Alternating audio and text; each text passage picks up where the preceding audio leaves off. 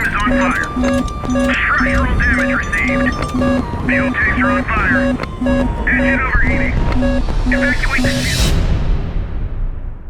Hey everyone, and welcome back to the IroncladLion channel. So, what is HighFleet? In the words of this game's that's right, two talented developers, HighFleet is a strategic survival game inspired by air and naval military simulators. Now, they say inspired by, because we are not sailing these ships, we are flying them. That's right, 1,000-ton flying military ships. Something that needs to be grasped right away before we really dive in is that this game spans multiple genres. While you are able to pause the game to give yourself time to think, both command and combat happen in real time. You will be making large strategic decisions in planning your route, smaller tactical choices in what to bring with you into any given combat scenario, all the way down to when to use your afterburner to dodge that missile. If you thought that ship designs look awesome, that's great, because you can even design your own in meticulous detail. Sounds intriguing, right? Excellent. But why will you be doing all of this?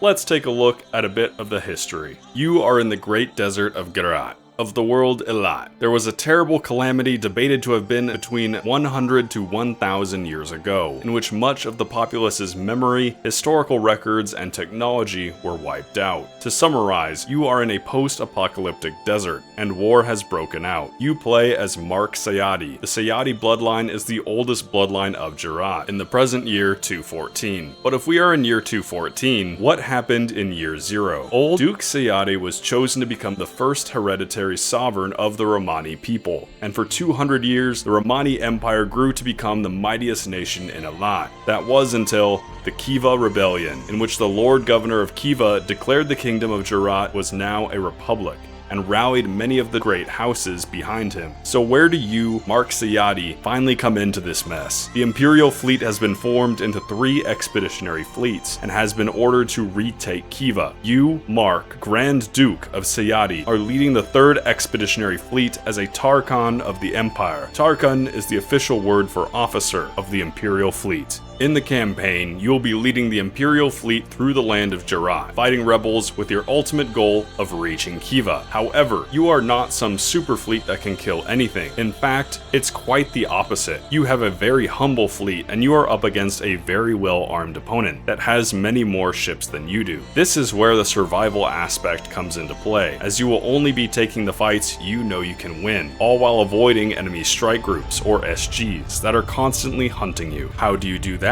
you might ask? Well, that's where things get more interesting. You'll be playing a stealth game, but it's not as simple as diving into a pile of hay when a guard comes looking. You'll be engaging in electronic warfare by means of intercepting enemy radio transmissions, using radar to locate targets, inlet to intercept enemy radar signals, and even infrared when you are running silently. If all hell breaks loose, you can even attempt using jammers to scramble the enemy's signals. However, you'll make yourself very obvious while doing so. As for keeping track of enemy fleet movements, you have a pencil, protractor, and a straight edge. I'm not joking. This is how we win wars, kiddo. And yes, that's exactly why the campaign screen UI looks so cluttered. Every one of those tools has a purpose, and you'll need all of them if you want to survive out there. In addition to dodging enemy strike groups, you'll be intercepting trade convoys, securing strategic points such as enemy communication stations, and keeping your own fleet repaired and refueled, oftentimes by salvaging what you can from enemy rebel ships. When landing at any given location,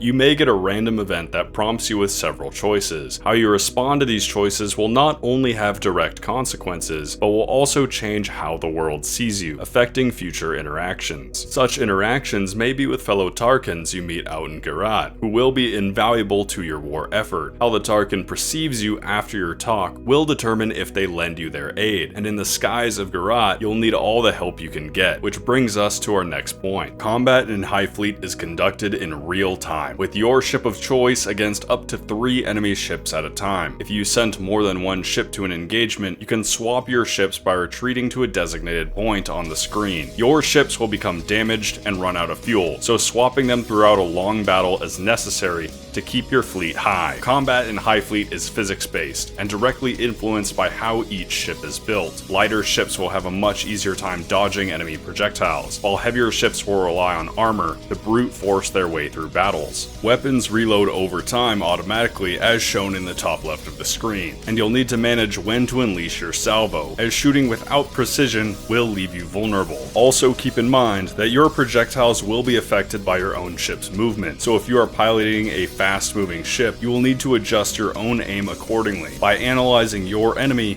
you can target weak points such as their ammo storage or fuel tanks, with explosive or fiery results, respectively. But those are just the obvious weak points. Destroying enemy thrusters will cripple the enemy ship, rendering them less maneuverable or even causing them to crash into the ground. There is a good batch of stock ships to fly and use in the campaign, but if you want to really dive deep into HighFleet, you can take an adventure into the Shipwork. The Shipwork lets you build to your heart's content, and very handily will display all the necessary information about your vessel. As you will quickly notice, there is no perfect design, and every ship has its drawbacks. If you want to add armor, that is going to slow your ship down. You might add more engines, but that will burn more fuel and require more power. If you want the big guns, that ammo needs to be stored somewhere on your ship. Lots of things to consider when designing. To start with, you might try modifying one of the stock designs and see how it handles. The Shipwork lets you test your ships in a variety of mock battles, which is both fun and necessary to evaluate combat effectiveness. The real test, however, is in the campaign, as anything you build in the Shipwork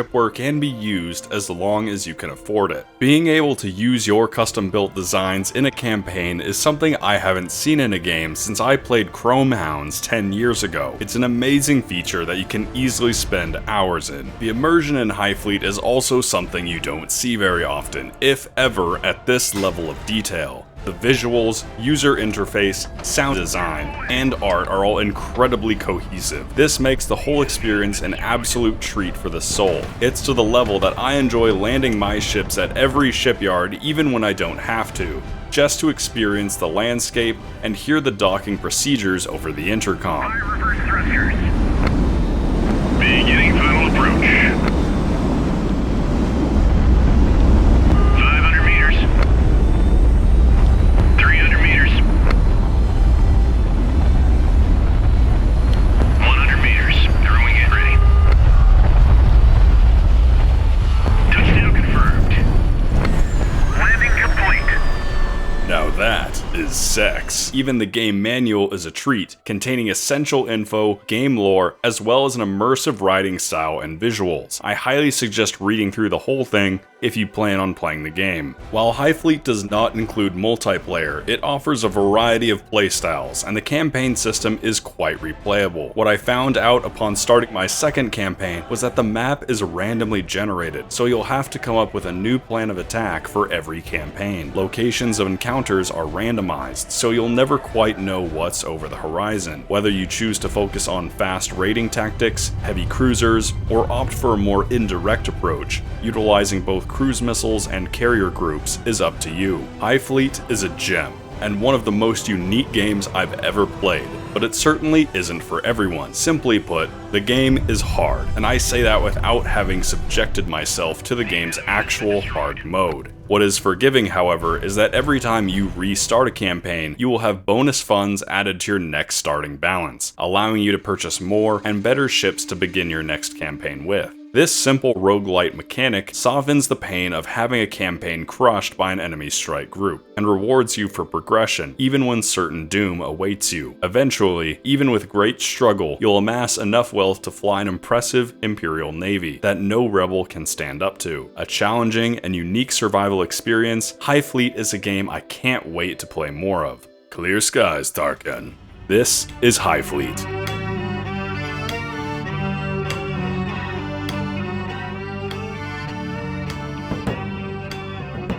If you enjoyed this video, hit that like button and subscribe for more honest content. I'd love to hear your feedback on the game, so comment down below and let me know if you want to see more HighFleet. With only a few days in the sky, I still have a lot to learn about the game, but I'd be happy to make more videos if it's something you all want to see. Thanks so much for watching, I'm IroncladLion, and I'll see you in the next video.